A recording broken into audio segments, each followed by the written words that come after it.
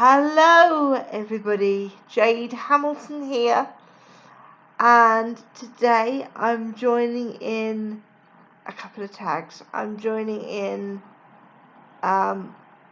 Dolly Sunshine Saturday, which is run by Tamara at Once Upon a Nursery, and I'm also joining in Playday Saturday, which is run by Patricia's Dolly Dreams. And I've got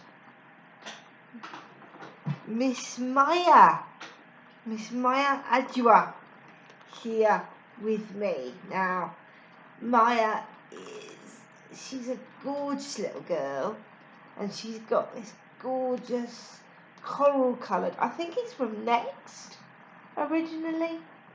I got it as a bundle, as part of a bundle on eBay, but yes, it is. It's beautiful, the peachy coral colour, and it's got bunnies on the front. Hasn't it, darling? Maya's feeling a bit down in the dumps today, so Mummy's going to read her a story, because that's one of the things we like to do as our sort of playtime in this family. The story's called You're Not the Boss of Me by Catherine Wilkins. It's published by Nosy Crow, and all rights, as per all videos where I read, all rights, all copyright goes to Catherine Wilkins and to Nosy Crow. I own absolutely nothing, and I'll just get that up and we can start off.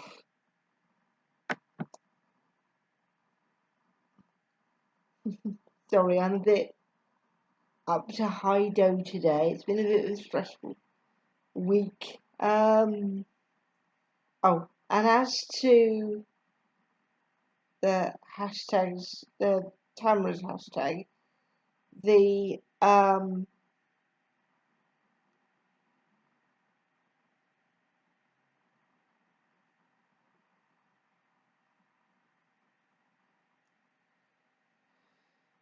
the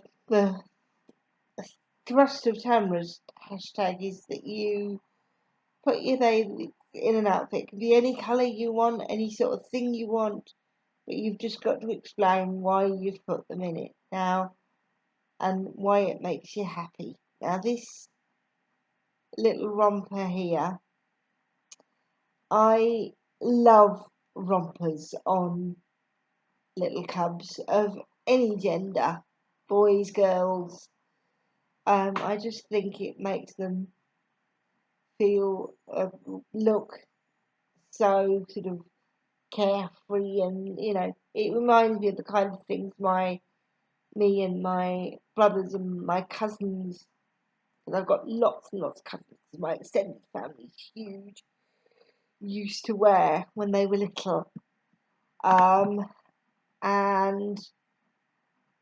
I love having memories of that, because it was a happy time. And also I love anything with lovely bright colours, and this romper, as I say, it's this beautiful peachy coral colour, and it's got 3 bunnies on the front, one in a kind of a lavendery purple, one in a sort of citrusy yellow, and one in a turquoise. The lilac one has got a pink and white spotted bow in her hair. A crosserie in her hair. What am I talking about? The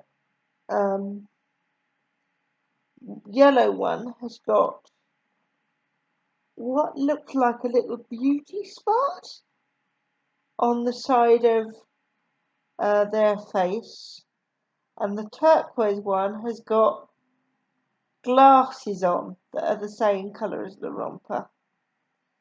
And I love little humorous cartoony touches like that. They just make me smile.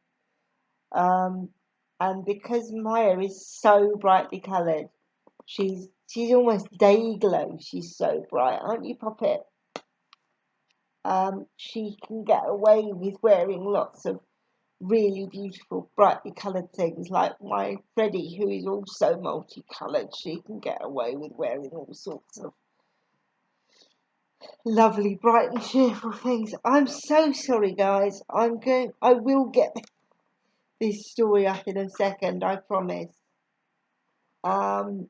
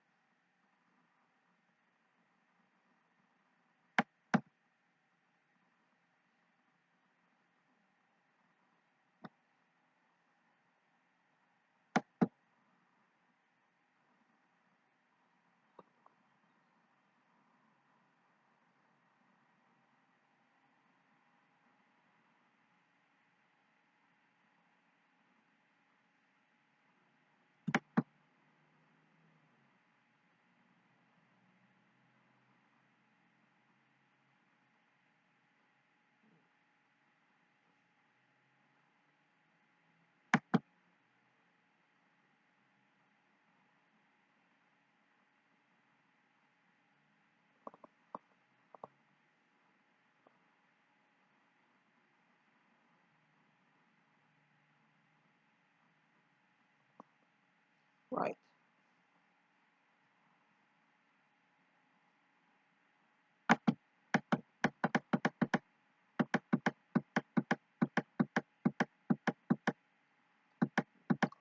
I did as my dad used to do when I was little, and I read ahead. So I'm going to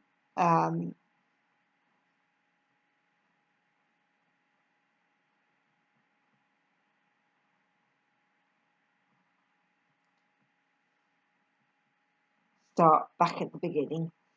As I said, I've already said this, I'm sure, but just to reiterate it again, as per all videos when I read, all copyright goes to Nosy Crow, which is the publisher, and Catherine Wilkins.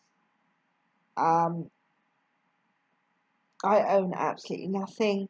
Make yourself comfy, grab yourself a hot drink if you've got one, and possibly an extra blanket if you're in the UK, because it is a little chillsome today.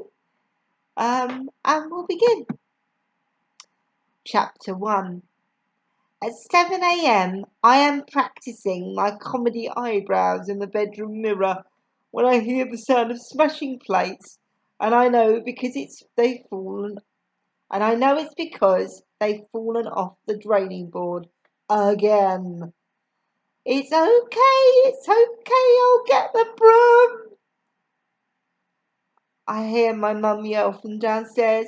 Then, well, why hasn't it been put back? Don't come in here with bare feet.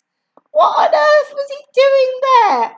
Mummy is not shouting. The plates get cleaned and stacked to dry with really good intentions, I'm sure. But then no one ever puts them away, and the draining board ends up like a buckaroo of balancing crockery. It's the same with the bins. I roll my eyes at my family and get back to practicing for my exciting audition.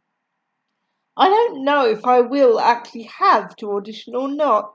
I'm not quite sure how it works, but it's best to be prepared. I, Amy Miller, am always prepared, unlike my family. Today is a day I've been looking forward to for years. I mean, I look forward to a lot of days, to be fair. I, Amy Miller, am a very positive person, but this is still up there. It's official.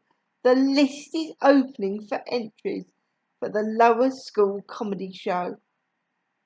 I remember when I was in year 7 and I first watched the comedy sketches put on by older kids, how I fell in love, how funny it was, how daring, how fun.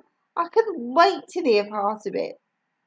And now I, a sophisticated year 9, am finally eligible to do it, and I'm so excited! Not that I haven't dabbled with comedy writing and stuff in the meantime. You have to hone your craft. I used to write quite a lot with my friend Anil. We made a spoof radio show which we recorded on our phones, though we drifted apart a bit lately. Anyway, whatever. I can also sing, so I'm a triple threat. Well, double threat. I can dance a tiny bit, so maybe a double and a half threat. Whatever. Not the point right now. I do a little tap dance to myself in the mirror and end on a power pose. By the time we're finally allowed in the kitchen, I'm on top of the world. Mum gets cross with my older sister about my older sister Kaz having her phone at the table, but Dad inadvertently deftly diffuses the tension by trying to eat a yogurt with a fork because we don't have enough clean cutlery. Anyway, Dad frowns and wipes the yogurt off his tie. Kaz, don't wind your mum up when she has a big presentation today. Mum is still chuckling at Dad eating the yogurt in such a weird way, and she smiles affectionately at him. Dad looks relieved, and then he necks his Barocca like a weary cowboy downing a shot of whisky. A big fight has been avoided. All is calm again at the saloon. For now, Kaz subtly goes back on her phone, holding it under the table. My parents seem to take it in turns to flip out about their jobs. It's Mum's turn at the moment. Sorry. As the middle child, I have spent a lot of time studying everyone. Although you don't exactly have to be an anthropologist to spot that leaving everything to the last minute is a terrible idea. I have learned from their mistakes. I, Amy Miller, am a very organised person. Wish I was. Mummy can't organise her way out of a paper bag sometimes, can she, Maya? Mummy's a bit of a ditz. You'd never catch me staying up all night writing something for the very next morning. Unthinkable! I am just contemplating how glad I am that their general nonsense doesn't affect me too much. When something truly terrible happens, I shall call it Milkgate. I pour lumpy, stinky, out-of-date milk, in inverted commas, onto my crunchy nut cornflakes. And yes, this is of the magnitude that it deserves a gate suffix. I will look up gate suffix. Even with English language A level and an English bachelor's and master's degree, I'm not sure what that means. I will look that up and I will get back to you. Ooh! Kaz actually looks up from her phone. That's how bad it is. And look, you know I'm a very positive person. Ask anyone. My two best friends, Sadie and May, have actually described me as annoyingly cheerful. So if I think something's bad, people should really listen. I've been trying to turn a blind eye to the chaos of the family.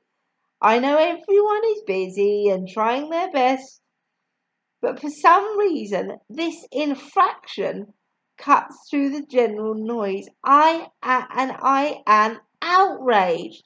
They have ruined my breakfast. This time it's personal.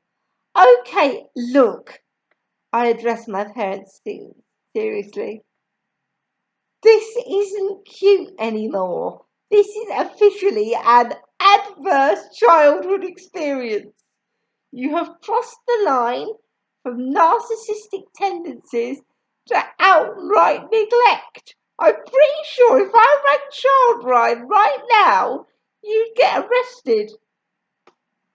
Everyone looks up from their breakfast at me. There's a pause. I assume they're thinking how to phrase their apology, but then they all laugh. All of them. Even my little sister Belle, who thinks I'm cool. How dare you laugh at me, I say. That makes them laugh more. I'm sorry, sweetheart. Mum tries to stop laughing. It's just you're so pompous, replies Kaz. I was going to say dramatic, clarifies Mum. You can't ring Childline because we've run out of milk, chortles Dad. That isn't the issue. I state, do I really have to say this? Rancid milk is a bad thing to keep in the fridge. How much money are we wasting on new cutlery? Why does a basket of clean washing just sit next to the ironing board like a constant help yourself laundry buffet? Why is there always post and paper and stuff everywhere? Look at your lives. Look at yourselves. There's a contemplative silence for a moment. Then, are you volunteering to help out more? Asked Dad. Sigh. This old chestnut. Any time you try and ask your parents to be better people and do more stuff for you, they try and flip it around on you. I bet he thinks he snookered me with this tedious distraction. It can't be that hard to help out more. I bet I'd be brilliant at it. If that's what it takes, I reply loftily, and with that I take an almost brown banana from the fruit bowl and swish importantly from the room. Chapter 2. I love school. Mainly. I mean, lots of good things happened here. And as discussed, I am a very positive person. I get to sing in the choir, play hockey for the school, and I have great friends, Sadie and May. We're officially nerds, but that is sort of just school speak for really brilliant and clever. And that's what Socrates himself said. Well, he said, when the debate is lost, slander becomes the tool of the loser. I know he wasn't exactly talking about All Saints High, but I think it still applies perfectly. And that's why people sometimes call me a nerd, or bossy, or fat, because of the Socrates thing. And sure, maybe partly because I frequently quote the Socrates thing. And I especially love school today because in our Year 9 assembly, our drama teacher, Mrs. Haig, finally announces that the lower school comedy show audition list is open. I glance at Sadie and May and grin. So, long story short, Mrs. Haig flaps her hands at us. It's over to you. Mrs. Haig has a habit of saying long story short without actually giving you the short version of the story either. There's just no story at all, which is kind of weird if your subject is drama. It's literally all about stories. I guess brevity is the, oh, here we go. Mrs. Gascoigne, our head of Year 9, has spotted the paucity of facts. She stands up. Mrs. Hay, could you perhaps give the pupils a bit more information about what they will be doing? What acts you're looking for? Who is holding the auditions? She flaps her hands back at Mrs. Haig. Mrs. Haig looks pained for a moment. No, I don't think so. They'll find out when they get there. Really? Nothing? Mrs. Gascoigne insists. Well, Mrs. Haig sighs. We always do a review for summer term. For some reason, a few years ago, I thought it would be easier than staging a play. I can't remember why now. Anyway, think of it as an alternative school play, if you like. It will comprise of skits and sketches, possibly songs and dances, if that's what you want to do, which you will write and perform. A murmur of excitement rolls through Year 9. People nudge each other and grin.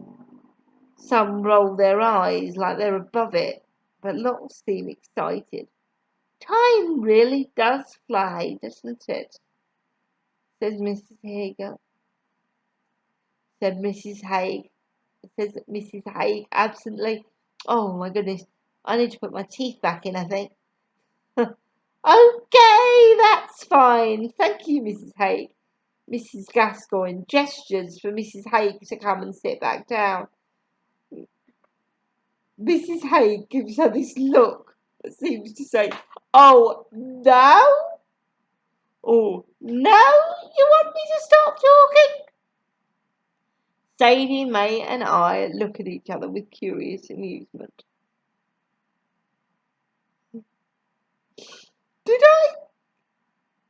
Did I whisper, not sure how to phrase this. Did Mrs. Haig once forget to organise a lower school play and then put on the first review to cover it? Right? May grins. Sadie nods. We're a little incredulous, but we also wouldn't put it past her. Definitely forgot. May is utterly convinced. I'll be amazed if this showing happens. They stand next to me, chuckling, as I write our names on the sign-up sheet. First 3 names on the list. We went straight there after assembly. I wrote their names, but they didn't stop me. It says the first meeting's tomorrow afternoon. I read out loud to them. If Mrs. Haig remembers, laughs Sadie. May and I chuckle as we start heading to our first lesson. We're still discussing it when we arrive at our French classroom. She is an odd lady, says Sadie, plonking her bag and sitting down. I'm so excited, I tell them again. We know, replies May. It's going to be so fun, I assert. I do a quick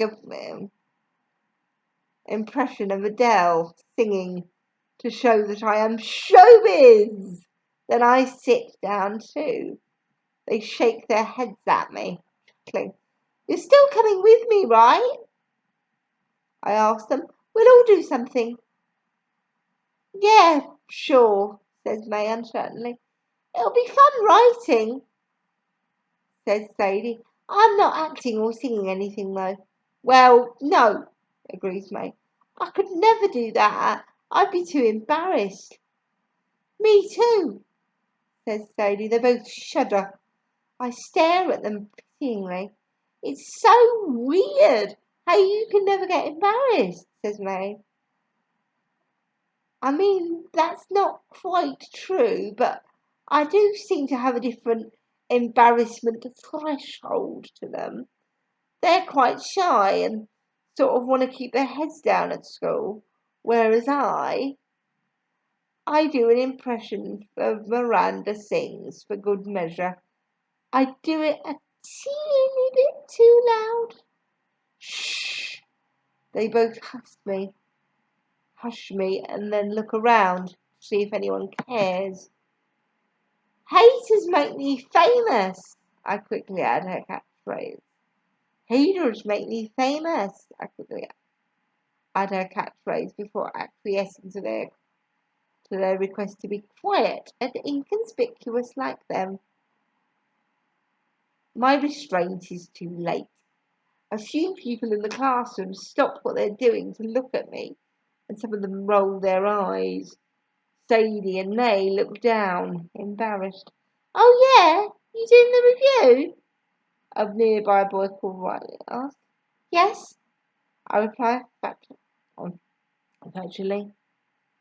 Well, I suppose the show isn't over till the fat lady sings, he retorts, and the boys he's with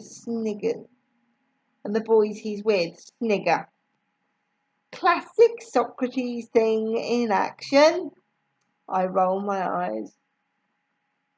All the girls in earshot have gasped and are staring between me and Riley. I am aware this is one of the worst things they can imagine being called. I'm aware I'm supposed to feel that way too, but I don't. Well, first of all, my BMI is perfectly healthy for my height, I informed Riley. It's actually right in the middle. But even if it wasn't, that's my business.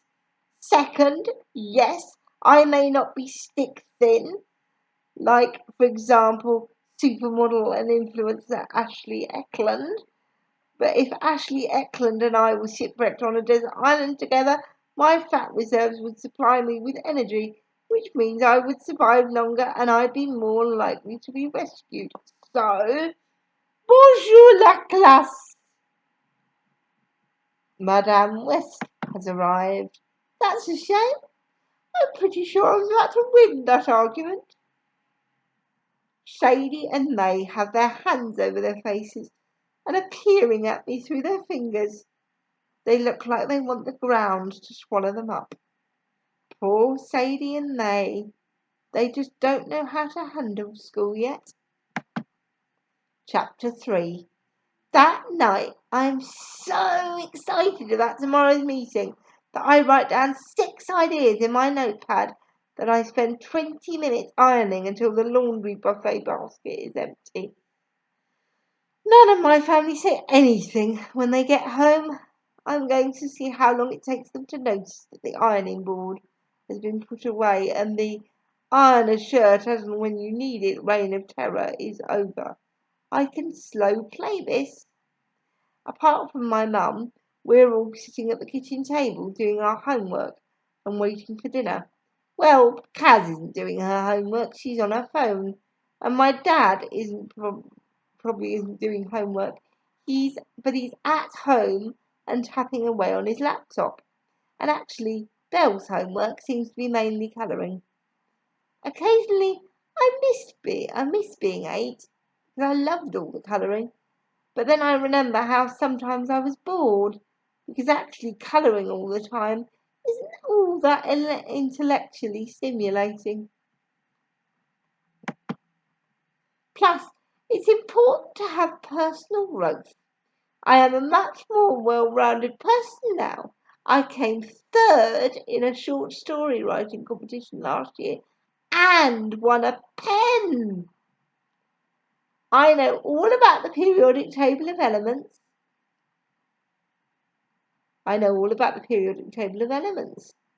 Belle doesn't know any of that yet, even if she looks really happy colouring.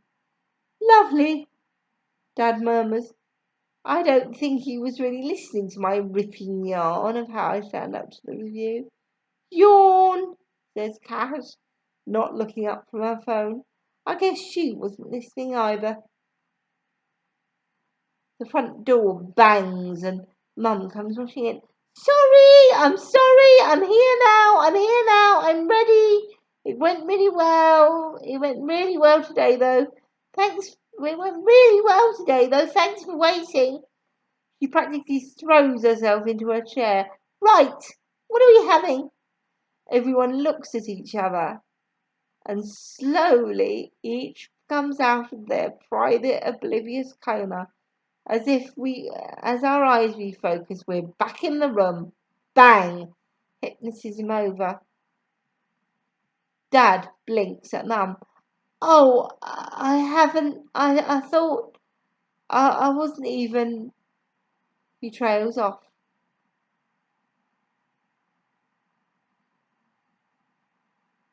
So there's nothing in the oven, says Mum. No, Dad confirms, but I can smell it, says Mum, sniffing. What's that smell? It smells like burning.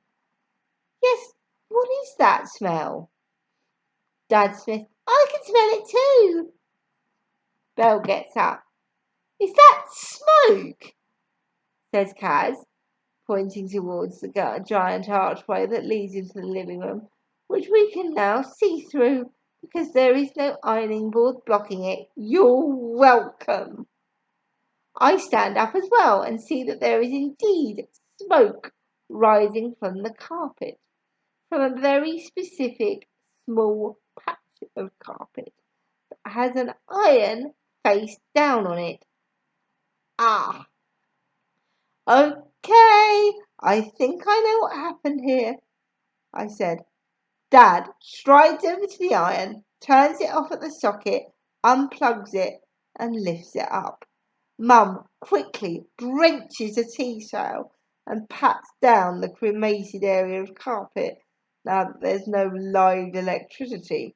When they think it's safe enough, they stop and turn to face us. Mum closes her eyes for a moment and does what I recognise as her calming exercise, where she counts down backwards from 5 before she speaks. I can tell because her lips move a tiny bit with each number. Amy, she opens her eyes. Did you do this? Well, I say technically yes, but oh, Amy. It's rude to interrupt, I chastise her. If you let me finish, please. I did a nice thing for the family here. Kaz snorts laughter. What? Insurance job? She chuckles at her own joke. Oh, insurance, mutters Dad. You nearly burnt the house down, says Mum. Well, that's an exaggeration. I say, you've destroyed our carpet. It's just a bit singed. I protest. And anyway, the fire bit was just a byproduct of me helping. Kaz chuckles, steps forward, and takes a picture of the iron-shaped burn with her phone. Hashtag sister helping, she says, clearly posting my little faux pas to Instagram. Look, I say, I ironed everything in the ironing basket. I put all the shirts in everyone's wardrobes and then I put the iron board away. So we can finally use this archway for its intended purpose, which is a doorway. Ta-da! Ta-da! Mum sounds incredulous. I apologise for my oversight with the iron, I say magnanimously. They all glare at me. Dad said I should help more, I add. They all glare at Dad. Well, Amy has said sorry. Dad says, maybe Amy's help. Mum sounds angry, then pauses, possibly having a change of heart as her lips count down from 5.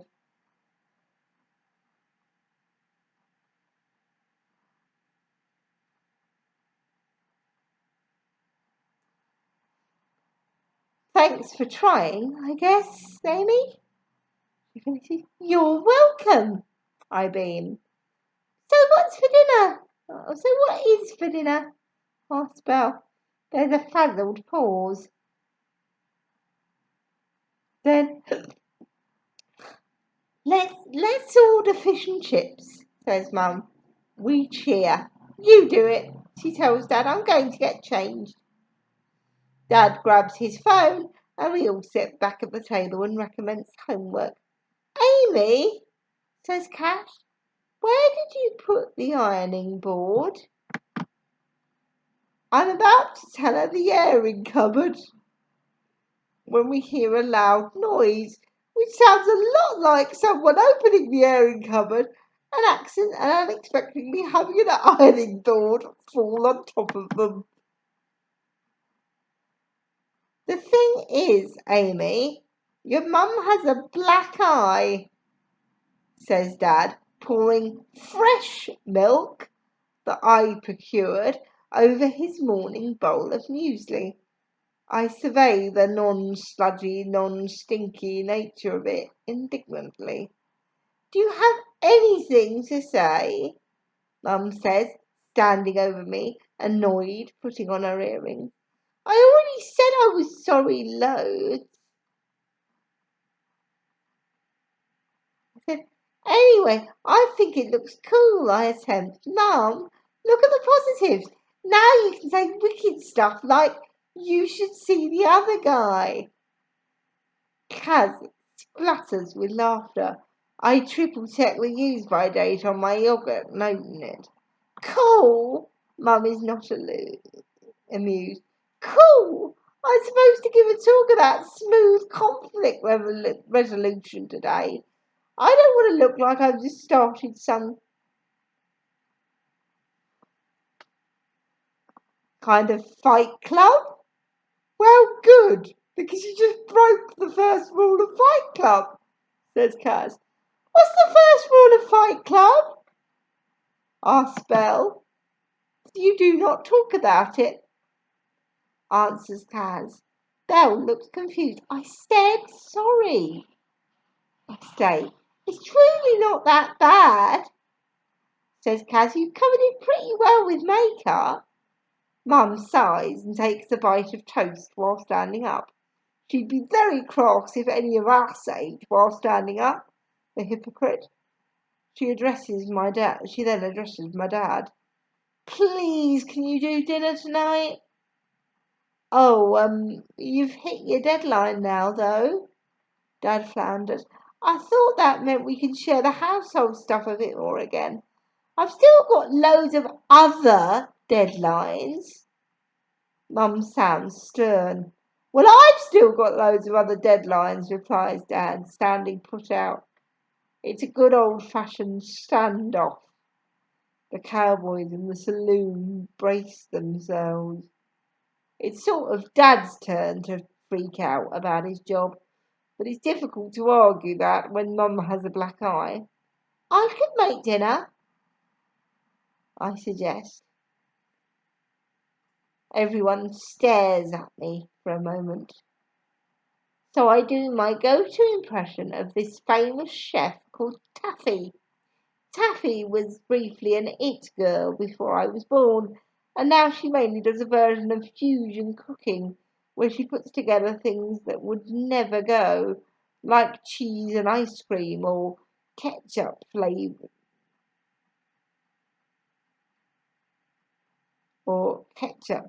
custard. Her catchphrase is, "You will never get to try these flavors again, darling."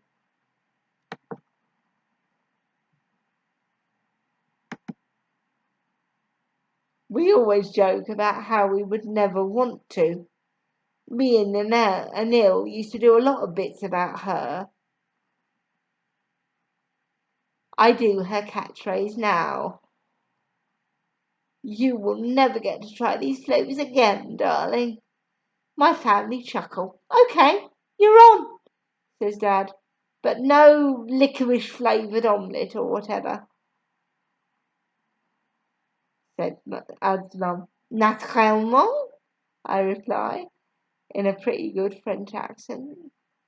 That's breaking character, really. Taffy isn't French. The one time they had a French guest on her show, the French person looked absolutely baffled by what Taffy was doing and then just laughed loads instead of trying the food properly.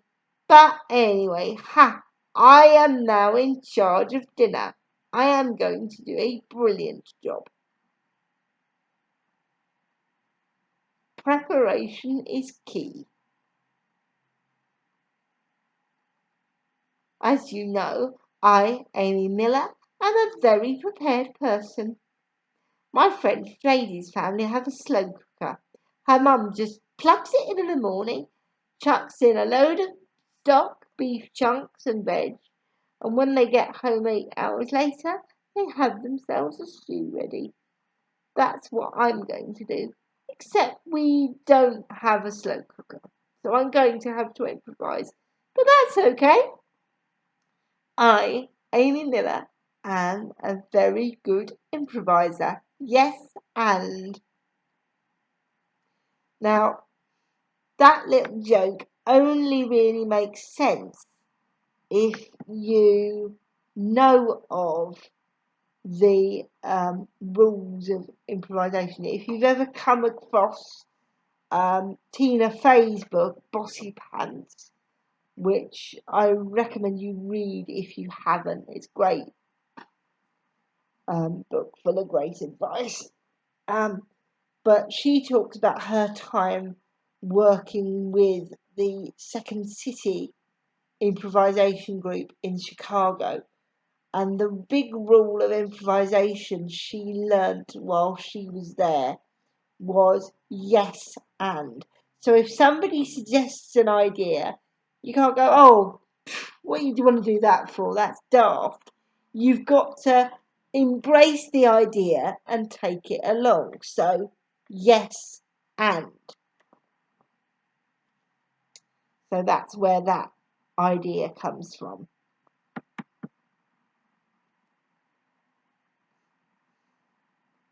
I turn on my family's regular oven and set it to the lowest heat setting I can find. Then I get a casserole dish and fill it with water, stock cubes, some tins of tomatoes, and tins sweet corn. We need protein, and I eventually find some frozen chicken breasts in the freezer. I chuck them in too. I put on the lid, pop it in the oven, and voila! It will be ready in the pot when we get home. After an eventful school day, which I spent smug to the knowledge that my well-balanced dinner was cooking at home, Sadie May and I arrived promptly at the after-school meeting for the review. We're the first ones there.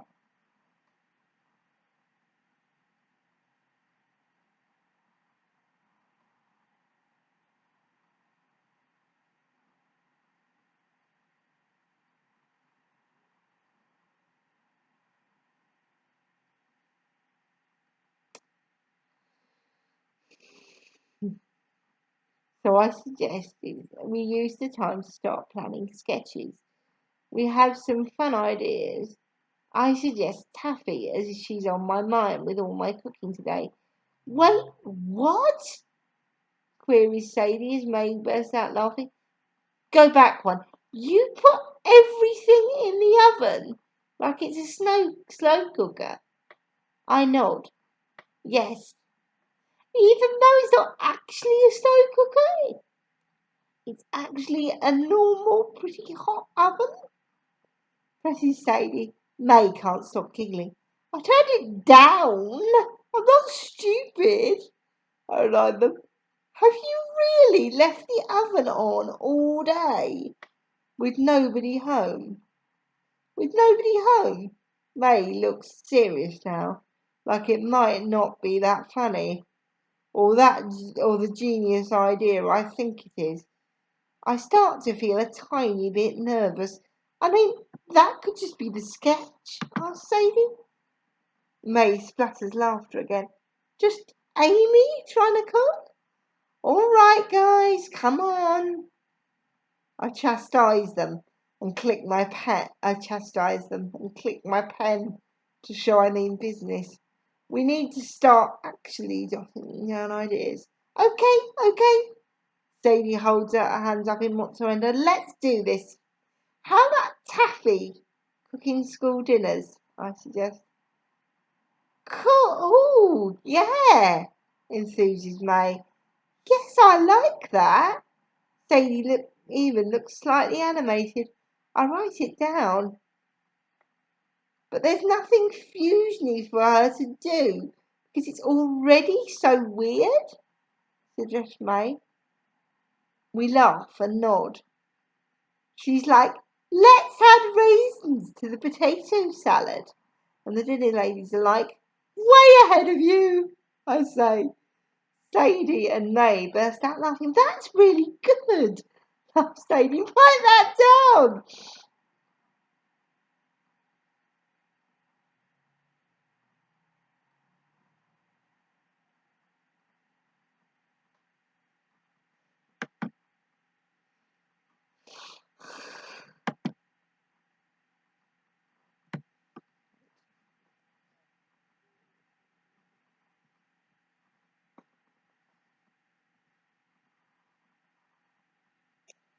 Okay. Oh, I've lost my place.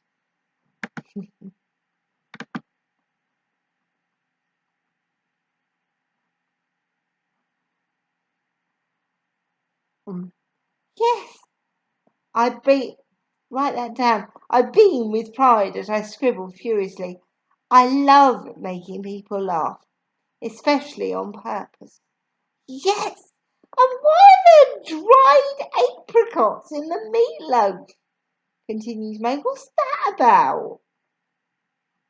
We laugh, and I keep writing, not wanting to forget anything. This is going to be good.